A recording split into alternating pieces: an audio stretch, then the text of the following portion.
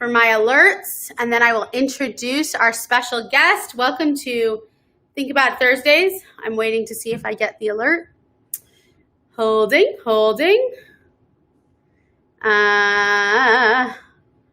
Let's see if we get an alert. Let's see. If you're here, say hello. If you're on Facebook, if you're on, there we go. Now we are live. I just got an alert. Hold on one second. Okay. Hi, everybody. Good morning, Jay. I see you. I'm finally figuring out this whole thing. I can see. All right. Good morning, Jay. So we know that YouTube is live. Facebook, I think, is live, even though I might need to all right. I might need to retitle it is what I was going to say. Let's give 2 seconds, and then I'm going to invite Jackie on. We're on this new streaming platform called Restream, and in a second, I will reveal our special guest, and I will show our new background, which is very exciting. So give me 1 second. Call your friends if you want. Go ahead and share this post so more people can watch. You can tag me, and you can tag Jackie Raffi or Jacqueline Raffi. Let's see what it's under. She'll tell us in a second. All right, I'm bringing you on, Jackie. I see Sharon Baumgold. I see my sister Allison. Welcome. All right, let's do a countdown. 10, 9, 8, 7, 6, 5, 4, 3, 2, 1. There she is. Hello. I think that was the first time I've ever been introduced by a drum roll. Thank you. Oh, yes. This is yeah. It was a pretty not great drum roll. I'm just renaming this so people know it's Think About Thursdays because I just called it Temple Emanuel Presents. Jackie, hi. I'm so happy to have you. It's so wonderful to be here, Cantor Lizzie. Thank you so much for having me. You're welcome. I just have been so fortunate, I was telling you before, to be able to have the best guests on every week. And I think everyone is going to be really excited to learn more about you. And I've said this before, but I think we're so lucky to have like this cohort of friends who are cantors or becoming cantors. And it makes me feel really good that I have people like you to talk to and to learn from and to get ideas from. And we just all want to provide and be in it for everybody. So I'm just really, really excited to have you. Did this work? Let's see. All right, presents. I don't know why it just says Temple Emanuel Presents, but that's okay. Jackie, it is 10:04 on a Thursday morning, and you have a very busy life. You are a cantorial student at the Academy for Jewish Religion. And I think you started taking a few classes when I was just finishing. And I was like, is that Jackie? Right? Like 1 or 2. So today I told Jackie I wanted her to give a little bit of like a background of your life. Jackie, maybe you can see on Restream, can you see the chat on the right side of your screen? I can, yes. Okay, cool. It's working. So that way if people ask questions, you can see them there. So first of all, Jackie and I met way back in high school at Beverly Hills High School. And I'm not sure that we were ever you were a couple years behind me. So I think you were in Minnesingers when I was in Madrigals, and then I left and then you were in Madrigals. But we always knew each other, and we always will share having Mr. Pressman as our teacher. Oh, I love Mr. Pressman.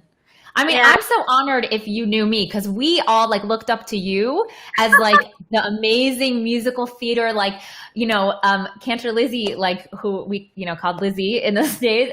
Lizzie was the lead of the musical. And so when I guess we were freshmen and we saw you in Once on This Island, it was, I mean, it was just amazing. So I'm happy that you knew me. I'm just so happy that you're becoming a cantor, and I want you to tell everybody about that. But yes, I definitely knew you, and that's a testament to like our music department at Beverly Hills High School was very close knit, and I like never worried about having a friend or not having a friend. Hello, Melanie. That's awesome that you teach at Hawthorne. Fantastic. She said she heard you sing at Wilshire. It's awesome. That's so nice. Hi, Melanie, Michael. Wow. Yeah. I mean, Lisa Peacock, if you're there, we both are best friends with Lisa. And, but she was on this a couple of, I don't know, months ago. I'm losing track of the dates. But anyways, we love that we can all sing together. And in fact, this Saturday night, me and Cantor Peacock and Jackie, and I guess you're known as Cantor Rafi, and our friend Cantor Emma Letts are all a part of a community Havdalah that Wilshire Boulevard is putting out. And we all worked from our homes separately to put together this Havdalah. So that'll be really fun to share together this Saturday. Anyway, enough about that. Tell us a little bit about who you are, where you grew up, your background. Give us all that information. All right. So I am the first generation American daughter of Persian immigrants. I was born and raised in Los Angeles, but my parents were born and raised in Tehran. And we have, as far as we know, our family history is from Iran. And grew up in Los Angeles with, surrounded by, of course, a big Persian community in LA. Actually, we took a little bit of a different route. So my parents enrolled my brother and myself at Wilshire Boulevard Temple. And one of the rabbis there told us that we were the very first Persian family to become members there. And this was way back in like 91, I think. So that was what was that? That's just insane that you're the first Persian family to join Wilshire Boulevard. Like how times have changed. Yeah. And I really am grateful to my parents for that, because that growing up there opened up so many doors for me and gave me an introduction to, I'm super connected to my Persian heritage. I also feel that being at Wilshire Boulevard Temple gave me really a window into American Judaism, Ashkenazi Judaism. And so my whole life path has been this like blending and merging of these two identities. And it's what my thesis is about, which I'll talk about later. So growing up there also opened up the door for me under Cantor Don Gurney, who really was a mentor for me and was the first one who put the idea in my head to become a cantor when I was 13 after my bat mitzvah. And so like on the one hand at Wilshire Boulevard Temple, I felt like this world of opportunity to maybe pursue being a clergy person, being a cantor. I love music. I love Judaism. But then in the Persian culture, that was not so common for a woman, because clergy in Iran had all been male, and the Persian synagogues in Los Angeles have male clergy only. So it felt, people kind of would meet that response that I would give them when they said, what do you want to do when you grow up? And if I'd say I want to be a cantor, they'd kind of maybe raise an eyebrow and be like, really? A cantor? Like, why would you want to do that? Anyway, so that was a hard thing. What did they want you to be? Was there like, no, you need to become this or that? Outside of my nuclear, my parents were very supportive, and they don't fall into this category. But the wider community, there's always something. It's like, if I don't become a lawyer, because then you'll be argumentative and nobody will want to like talk to you. As a woman, you'll never get married if you're so argumentative. And then I know crazy things. And then the other one was don't become a cantor because, nobody wants to be with somebody religious. It's a framework of like, who you're going to be with, not who you are as a person, and how you can be authentic to who you are. So, I guess law was the thing that everybody would, when I said I was thinking about being a lawyer or thinking about being a cantor, I heard a lot of like, it's safer to be a lawyer. Just be a lawyer. It's people understand what that is. You don't need to explain what you're doing. I know. So you picked the two careers that they were saying, don't go. Right. That's right. Yeah, it's so funny. I just have to say that Jackie and I were talking before about the fact that, we really are trying to work together as cantors in Los Angeles to introduce each other to other temples, to other cantors, to other traditions. And yet, like when we grew up, like I knew my temple. I grew up at Temple Emanuel. Jackie grew up at Wilshire. And so we were just like putting this framework together that we're doing all this work to reach other people. But yeah, ultimately, maybe times are changing. But it used to be that it just only people who mattered were the people who showed up in your building. And now there's no buildings. So we're constantly just saying like, hey, come on and be on my little show and talk to people. And, you know, I just love how I think the mutual goal is exposing people to Judaism and different kinds of Judaism. And yeah, so tell us, so you went to Beverly and then what happened? And then I went to UCLA undergrad, and then I went to law school at UCLA. And I always thought, okay, I'm going to go to law school and then I'm going to do like a dual cantorial law school program. Cause you remember, you know, AJRCA was across the street from UCLA. And it's directly across the street from the law school. So in my 1L year, those of you who know about law school, 1L is like the craziest year. My 1L year, I would like take my law classes and then I'd run across the street to AJRCA and something. Oh, yeah, take Hebrew.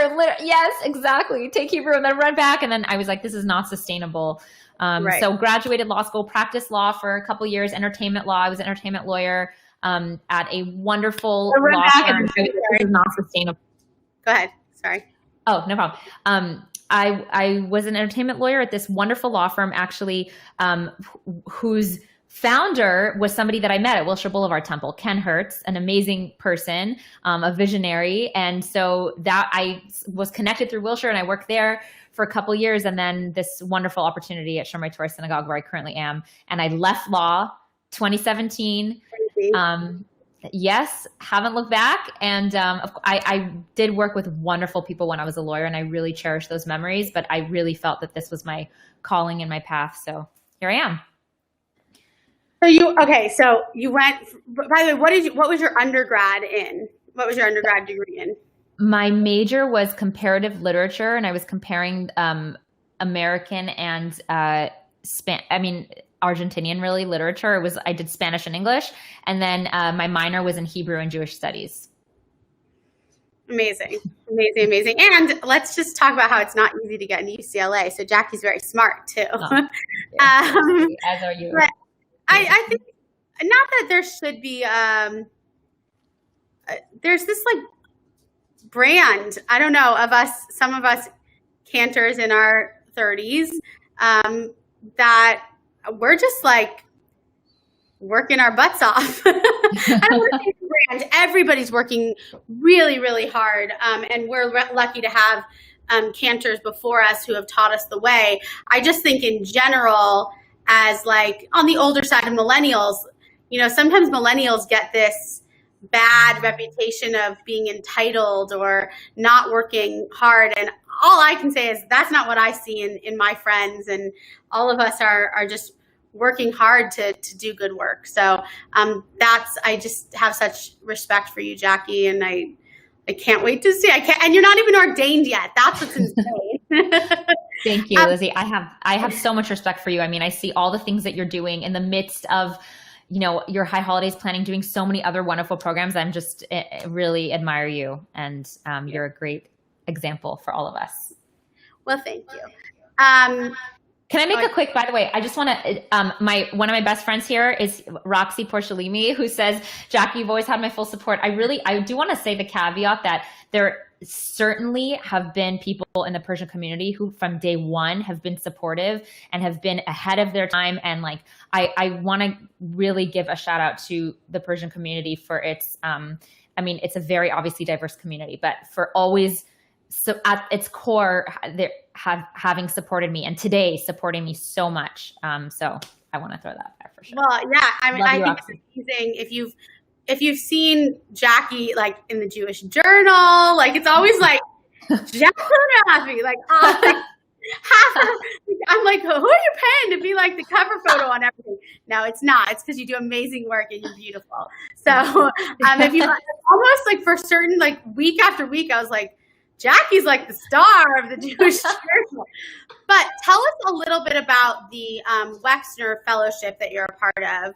And how that came to be. And I just want to say it's mostly rabbis. I think that's changing. But tell us a little bit about that fellowship, because we did use that in our advertisement. Absolutely. So this is the Graduate Fellowship. The Wexner Foundation is an incredible foundation that supports Jewish leadership, and they have the Wexner Heritage Fellowship. They have field fellows, people that are already working in the field. They have lay leadership like fellowships, and they're empowering individuals and training them to be leaders in their communities. So it's really an incredible organization with incredible people. So this is the Oh, I'm hearing a little echo. Yeah, it went away. Okay. So the Graduate Fellowship is for cantorial, rabbinic, and graduate students who are pursuing different fields of study, but who want to commit to working as Jewish professionals in North America. So it could be people that are, again, like rabbis, cantors, or Jewish education, or some of the people in the fellowship are getting PhDs in various subjects. But it's a really diverse community. It's 20 people chosen each year, and it is a 4-year fellowship. And before the pandemic, twice a year, we would travel to a conference, a leadership training conference. It's a wonderful opportunity to get together. Sadly, those conferences are on hold at the moment because of the pandemic, and we can't have large gatherings. But the people in this cohort are so diverse. You have people from different parts of the country studying different things, but also from different levels of observance and of connection to Judaism. So for me, it's been this opportunity to learn from a diversity of perspectives that I would never have been exposed to, and to gain so much from this wonderful network. So it's been awesome. And yes, I'm the only cantorial student in my cohort of 20 and in the 4-year cohort of 80. And I think there've maybe been, in its 30-year history, I think I don't know, maybe I heard like 5 or so cantorial students, maybe 5 to 8. So there are a lack of them accepting, or people or cantors just aren't known to apply. Like, how did you know to apply? It's a really great question. I'm not sure what is the reason for that. I heard about it when I was at UCLA. We had a Hillel professional who told, his name was Jason Liebenberg at UCLA, and I want to give him credit because he's the one that while he worked at Hillel and I was involved with Hillel, was like, you have to check out this fellowship. And I think that it's maybe people think that it's only for rabbinical students. Maybe there's that bias going in, so they don't apply. But I really want to encourage everybody, if you have any vision for leadership and want to make an impact in your community as a Jewish professional, like, go for it, because it's incredible. And they do majorly cover a lot of your costs, and so that is people, if you're smart and you and you're dedicated to this field, it's something to look into. I wish I had. And I'll be paying my student loans for another, I don't know, many years. You would have been an amazing candidate. I would have loved to be a part of it. But so now my question is: so you grew up at Wilshire, yes, but as you were talking about, you were in a first generation Persian family. So first of all, what was the obvious question is Friday night at your home? What was that like? Okay, so not only at our home, it would rotate our home and then other families' homes. But, a Persian dinner, Shabbat dinner, typical 30 to 40 people. And it's lots of, what can you say? It's like buffet style dinner. So you're not sitting around the table and having a nice quiet dinner. It's buffet style. Everybody takes their plate. You sit around the different rooms. Everybody's chatting. It starts at 8 p.m., doesn't end till midnight. Very warm. And, this is what and great food. And what about music? So actually, it was interesting in our, you mean for Shabbat, music for Shabbat? Yeah, just was there an element of music within your family at these gatherings growing up, or especially with this kind of dichotomy between that 30 to 40 person dinner versus Wilshire Boulevard Temple? How did that work? Was your involvement not on Friday nights, let's say at Wilshire, compared to you going to your Shabbat dinners? Well, it worked out because Friday nights at Wilshire Boulevard Temple were at 6 p.m., done at 7, and then a Friday night dinner doesn't start till 8. And in fact, at Shomri, it's the same. It works the same. Our Shabbat services are at 6 p.m., And then our family dinner doesn't start till 8, so 7:30 or 8. So it worked out really nicely. But music is very big in Persian culture, as it is, of course, in all Jewish cultures. But in Persian culture, we'd have Friday nights, if people played instruments, we'd have like a jam session. So my brother would play some piano, I'd sing a little bit. We'd, if somebody else played the drums, we'd bring a drum. And a lot of people also choose to have, it's so sad, I feel like I have to say everything in the past tense, before COVID, chose to have events on a Friday evening. So like an anniversary Shabbat, and then they'd bring a DJ and there'd be, dancing and music, and Friday would turn into like a celebratory party. So right. That's so special. I actually, and not to say, now we're just in such a different world where, I don't know, 70% of Beverly Hills is Persian or something like that. But when I grew up in the Valley, actually, I had a very close Persian friend in like first, second grade before I moved to Beverly Hills. And I used to go to her Shabbat dinners. And it's just funny how as a little kid, I was like, this is cool. Like I didn't think, oh, why isn't my family doing this? It was just like Shabbat. What was your Friday night experience growing up? Well, interestingly enough, and we always had Shabbat dinner. But when I say we had a Shabbat dinner, first of all, my family, I'm lucky to come from a family where we had dinner together every single night, without a given. There was no questions asked. Like you had dinner, and that I think the reason that I actually think in many ways we weren't like a shul going family on Friday nights unless we were singing. So if we were performing, then we were there. But if not, we weren't like that family that was at temple every week. However, Wednesday nights for Hebrew school and Sundays for Hebrew school, we were there, 4 hours on a Wednesday and 4 to 6 hours on a Sunday. So it just goes to show that like our involvement wasn't Shabbat centric, but it was kind of lifestyle and arts centric with Judaism. So, as were you able, do you remember like being able to recognize the difference between the music that you would sing at your home versus what was being put out at Wilshire as this kind of this Ashkenazic culture? Do you remember like a moment of noticing the difference? And I think everybody here should understand that Wilshire Boulevard is known as a classically reform synagogue. And of course, it's come a long, long way in terms of just even being a little bit more, the roots of it are classically reformed. What does that mean? It meant more English, more like Psalms, no traditional garbs. Like you couldn't wear a kippah, you couldn't wear a talit. Whereas compared to Emanuel that came from a more conservative background liturgically, so there was more Hebrew. There was just, I don't even know if it's necessarily in observances, but I'm talking more about the liturgy and in our services. So tell me about did you recognize the difference? Yeah. I didn't recognize it until I think I was in my early 20s, and I was invited to be to help lead services at a Persian high holidays service.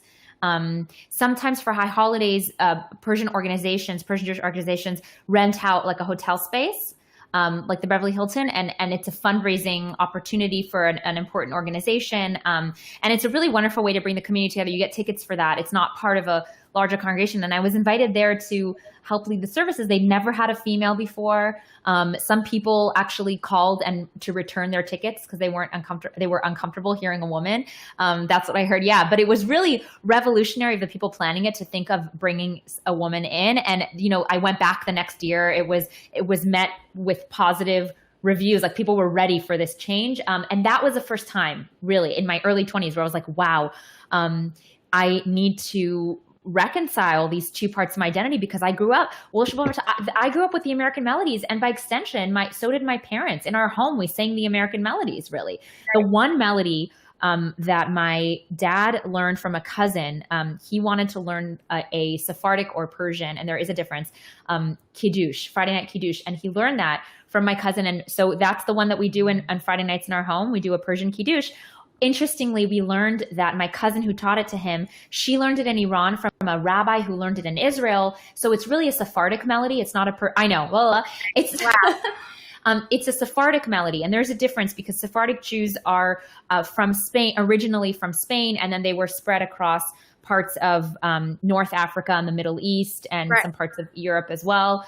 But Persian Jews, it's a little bit of a different, a little nusach, we can call it, a little bit of a different melody, and certainly a different history, because while some Jews from Spain landed in like Kashan, for example, in Iran, most Jews from Iran have been there since like the times of the Babylonian exile. So Wow.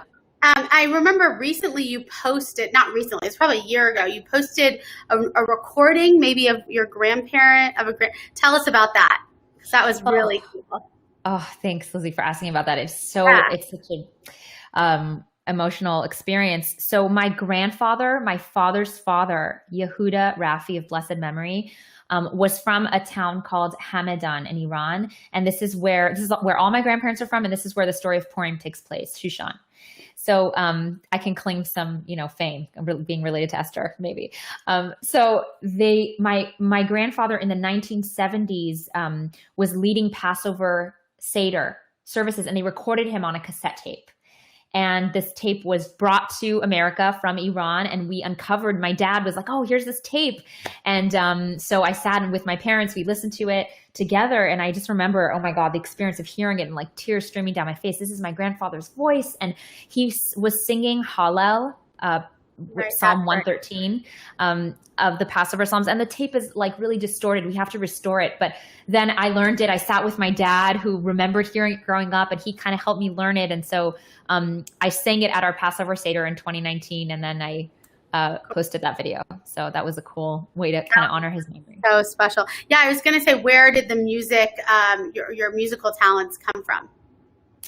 My family thinks that it's from and thank you for the kind words. They think it's from my grandfather, my father's father. He sang, he had a beautiful voice, and he was known for singing Jewish music. So I never got to meet him, sadly, but I feel like I carry him and all my grandparents in my heart. Okay, so now you're at this like crossroads sort of, I don't want to call it a crossroads because you're beyond the crossroads, but you get this job at Shomrei Torah, which is known as a conservative shul in the Valley. You, I'm sure, have inherited a set amount of music that they've been doing for many, many years, yet you're trying to bring in new music, yet you also have this whole Persian background. So, the Persian music background. So where do you see yourself going from here? Where does it, how do you want to bring your Persian musical background into your services? Is that something people are looking for? As you said, if you think of some of the temples that are known to have a bigger Persian community, like Sinai Temple, or I don't even know these days. We lost her. Hold on a sec, guys. 1 second. In the meanwhile, while I'm trying to get her back, if anybody wants to write some, there she is. Sorry about that. That was so weird. You're there though. Okay, so I was asking about what are you thinking about for the future? What is the feedback you've gotten? Things like that. I just want to say you're a great interviewer. You're asking such good questions. So I want to recognize and really give my heartfelt gratitude to Shomrei Torah Synagogue, to Rabbi Camrus, the head rabbi there, to Kenna Ron Snow, and to the whole community. So open and welcoming of different traditions and melodies. And I really feel like so grateful that the community has valued and been open to this kind of music. We did we do this series called Shabbat Around the World, and there was a Persian Shabbat in 2019 that I put together. We had a Yemenite Shabbat. We did a Sephardic Shabbat 2 years in a row, Israeli Shabbat, and the community is so receptive and open to learning about these different parts of Jewish background and Jewish culture and heritage. And so it's been such a blessing for me to feel like I can share, and I compose melodies as well. And we have a wonderful and robust community of singers in our choir who, join and learn these melodies. So that has I really feel like that's been a unique blessing to be welcomed. And of course, we have a great musical legacy from the previous Kenner Ron Snow, who's for 18 years has been carrying on this, or 12 years, has been at Shomer Tov for 18 years, but for 12 years carried on this musical legacy of melodies, Ashkenazic American melodies that are really beautiful. And I've learned a lot about, because I grew up in a Reform synagogue. So now being part of a conservative community and learning these melodies and learning these different traditions has really, really enriched my understanding, my background, my connection to Judaism and Jewish music. And in terms of the future, I'm writing my thesis right now on the preservation of Persian Jewish music, and I'm doing some original field work collecting melodies from community members who grew up in Iran and who are willing to share these melodies with me. I'm notating them. Here's one that I've notated, Sir Michelot. It's hard to notate Middle Eastern music with our Western notation system. You know, there's microflats, which are like not exactly flats, and all these kinds of things. But my goal with that is not only to bring this melody, to keep these melodies alive and to preserve them, but also to bring them to American Judaism and make them accessible. If people want to bring them to their synagogues and do some kind of cultural awareness program, and maybe this can even, America is a melting pot. So maybe we can introduce this as part of the normative Jewish service matbeya. Who knows? That's I feel that part of my calling and my future, my vision is to be blending different cultures and creating this connection and unity between these different cultures. And I'm married to an Ashkenazi Jew, by the way, so that I feel like it fits into this blending of that's been in my heart. A blended household for sure. Yeah. I'm gonna, now that I figured out this fancy thing, I can put up Jay's question. You can see it on the screen under us. Is it difficult working in a conservative synagogue after growing up in a Reform community? I went through the opposite, he says. Wow, such an interesting question. Is it difficult working in a conservative synagogue? I feel, and I'm really curious, Cantor Lizzie, what you think about this, but I feel like the denominational divisions sometimes are kind of like false divisions. They seem to be overlapping in so many different ways. So I would say one of the parts that was challenging was learning the additional liturgy that I hadn't grown up with.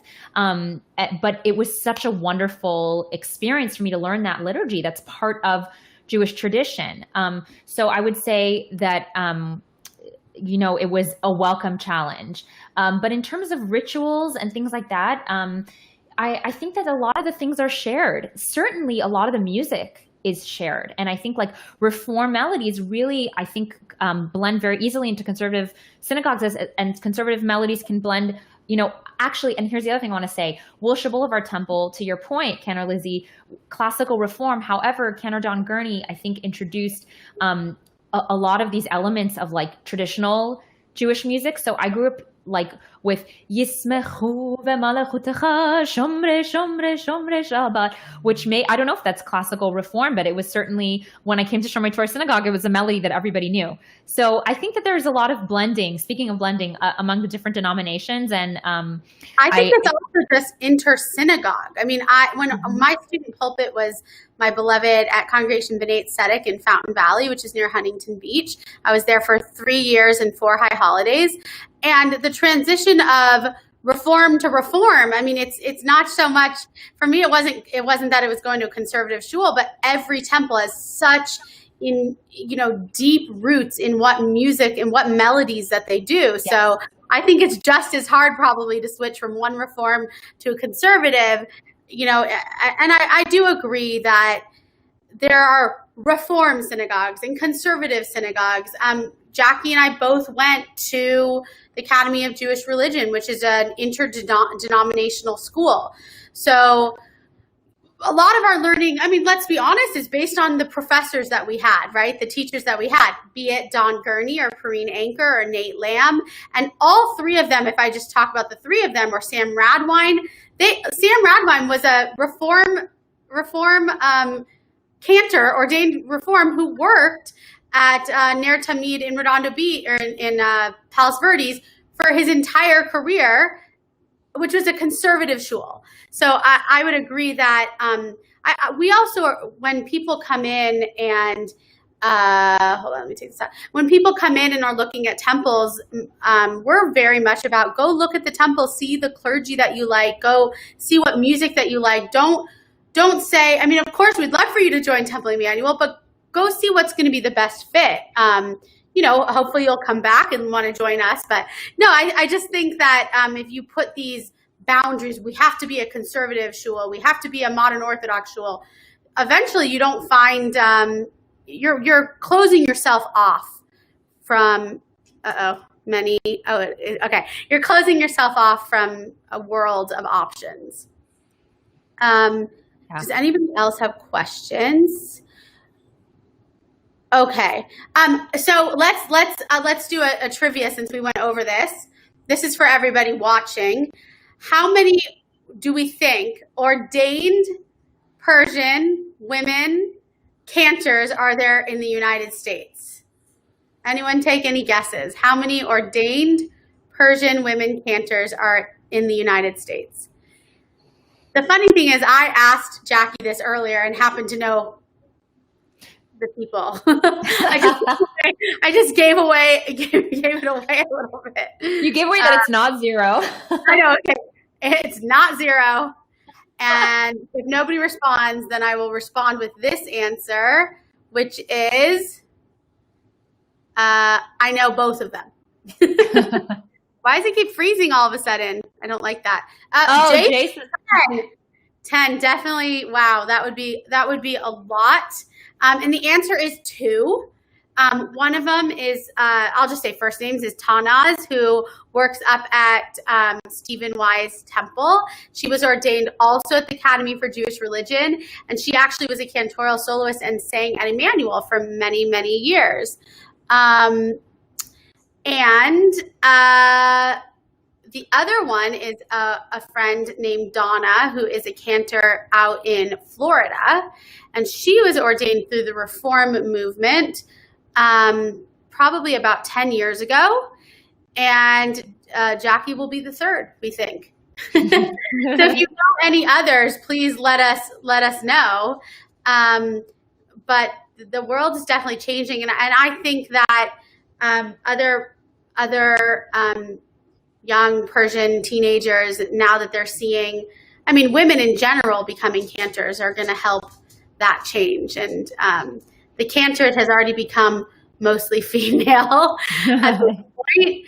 But yeah, so what do I want to ask you? Because we have a little bit more time. Again, people feel free to write in questions. Jackie, if you have any questions or things that you're wondering, if not, I might make you hum a little of that Kiddush. So yeah, go ahead. Why, when you say you didn't look back, you have never looked back? Like in my case, I was on tour, the same type of thing. Like I was doing musical theater, and I really do believe, like, I became a cantor, I went into school, and I've said that line before, which is like, I never looked back. And it's been amazing because I just feel like I have a world of possibilities creating my career. Not every cantor is very different. So tell me why, like, ultimately you made this big change over. Well, Lizzie, actually, I remember we were like on the top floor of AJRCA, and I saw you. We ran into each other, and we had this moment of like, oh my gosh, you're becoming a cantor. You're becoming a cantor too. Wow. And yeah. And so I want to hear, after I share, if you're willing, if your community, I don't know if I'm sure maybe they've heard the story, but I really want to hear also your path and what took you. Sure. I want to rehear your path. So I think that at some point in your life, in one's life, you reach a point where it's like a crossroads, and you have to ask yourself a question. You have to look in the mirror and ask yourself, am I going to live an authentic life? Am I going to live the life I want to live? Or am I going to essentially waste this one chance that I have to be who I really am? And I had a few different moments of that came together that made me realize I need to make a change. One of them that's really salient is that, I worked at this entertainment law firm, and we represented not only well-known artists, but some up-and-coming artists. And we had a little showcase of this this group that we were representing, this band, and they were performing a song, and they were in our offices performing this song. And the lyrics were something along the lines of, when are you going to pack up your bags and fly? Don't you know there's only one chance to live before you die? Something like that. And I just remember like bawling. I'm like sitting here, this like lawyer who's supposed to, and I'm just like, like when am I going to do it? When am I going to do it? And that's a moment that really sticks in my head. And I remember you telling me this story. It's crazy. Oh yeah. I remember telling you over lunch as well. It meant a lot. It meant a lot to you. Yeah. Yeah. So what about yours? Did you have like a moment that you decided to shift? Well, I think we both can't ignore the fact that I think the common thread for the most part of a lot of people who become clergy, especially cantors, is our exposure to the cantorate as kids, right? And the mentors that we have. So I grew up at Temple Emanuel and with Cantor Yona Klieger, and was given just endless opportunities to use my voice and to discover that you could use your voice with purpose and to move people. And, more than anything in life, I think one's ability to sing is really a God-given gift. Like I won't say that I've worked my entire life on my voice. I haven't. I don't say that in a bad way. I say that in like, most people are born being able to sing, and, at 85% of your ability. And then the other 15 is how you train, how you take care of your vocal health, how you take care of yourself, So, I because of being a soloist at Emanuel, I was a junior cantor. I felt very comfortable up there. And after I went to UC Irvine, and my first summer, I was asked to lead the Temple Emanuel, the new Emanuel Minion High Holiday services. So I spent like the next 5 to 6 years, even when I was on tour, I came home leading. That was about a 600 person. It was crazy for the time. 600 person more traditional high holiday experience.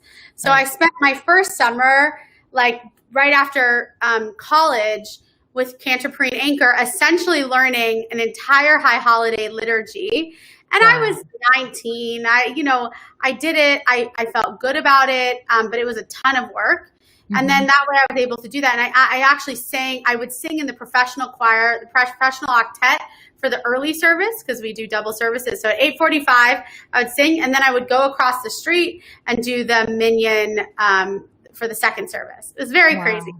And so I just think that when I was on tour and I got to a point after the 500th show of High School Musical, I just knew that it was crazy, and that it doesn't matter if you're the most famous musical theater actress or not, you're still doing the same show 8 shows a week. And there's a certain insanity to doing that. And I came home from tour, and I was sitting with my dad, and my sister, Sarah, had already decided to become a cantor. In fact, she was already in Israel for her like summer Ulpan. And Cantor Perrine Anchor, who had been my coach since I was 12, had been saying, come check out my school. I had heard about this school for years, but I was like, oh, I don't need that. I don't know. And essentially, I didn't want to go to school with my sister, Sarah, although we love each other. We just needed our space to go through the program. And Perrine said to me at lunch one day at Hugo's in Studio City, she said, this would be a great year for you to join, because there's a group of like 6 or 7 young women your age, and I just think they'll become your best friends, and and like that was it. And my dad said to me, what do you want to do? You love working with kids, you love being hands-on, you love producing, and it was like in one day I was like, okay, I'm going to cantorial school. And I think there was a little bit about me that was like, well, nothing's permanent. Like if I don't love it, then at least I got my master's in Jewish sacred music. But once I started school and I met these friends for life and, continue to, that was it. it's a really, really unique career. And if you're lucky enough to work with clergy partners who support you and want you to be creative and really produce spiritual content like I can, it's a dream job. So then it was crazy. People have heard the story before about that I became the interim cantor. I was ordained in 2015. The cantor at the time announced that he was leaving 6 months before my ordination, became the interim cantor.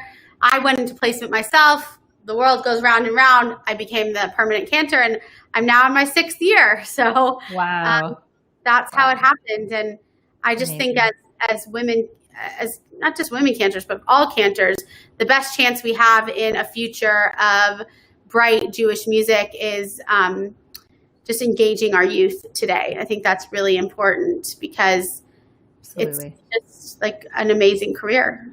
Absolutely. And you and I have both had these amazing mentors who have encouraged us on this path. And I think one of the greatest gifts we can give back is to be mentors also for young people who are interested in Jewish music and Jewish leadership. And it's a wonderful thing to be able to pass on. Yeah. And yeah, go ahead. Well, your story reminded me of something also that Rabbi Leader, who's a senior rabbi at Wilshire Boulevard Temple growing up, said to me when he found out that I decided to go to law school. He's like, well, it's okay. You'll do that for a couple of years and then you'll come back. He had this sense of prophecy knowing I'd come back. But that stuck with me because I realized that, sometimes in life, anybody who's considering a career change or who is, sometimes in life you have to go down a path that's not necessarily the right path for you in order to get to where you need to be. It's not a straight line from A to B. It's a winding road, and those experiences and wherever you are in that moment, I really believe is where you're meant to be. And those moments take you to your path, I think. So I just want to say, I also think, Lizzie, for you, Cantor Lizzie, those experiences all took you to where you needed to be. And yeah. And I also in the Torah, it actually says that you can't train to be like a priest until you're 25, right? Mm-hmm. So I really I believe that there was some prophecy to that between the ages of most people graduate college between the age of 21, 22, that those next 3-4 years are really important in exploring just as both of us did, right? You became a lawyer. That took a little longer. I was on tour for 3 years. But I really try and encourage college students to take the gap and go do anything they want so that that when you step foot into your first day of seminary, you know exactly what you're doing. Yes. I think people forget that it's a 5-year intensive program. Yes. So it is very intensive. Yeah. All right. Well, it looks like, let's see, I'm going to give 5 seconds to see if anyone else has questions. Otherwise, I'm going to close this up and thank you, Jackie. I hope that we can have you at Temple Emanuel in person at some point soon.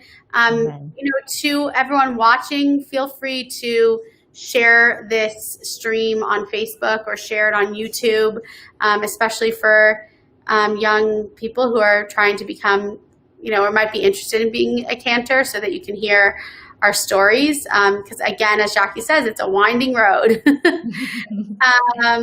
And you can also, I saw that Jackie has a new channel, a new music channel.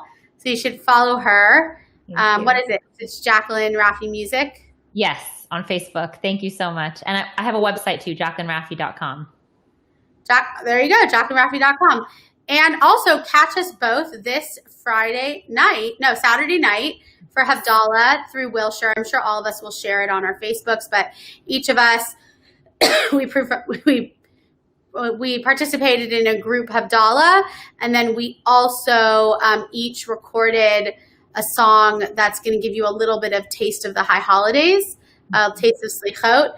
Actually, Elul, is today Elul? Yeah, today's the first day of Elul. Oh my God. Wow. Amazing.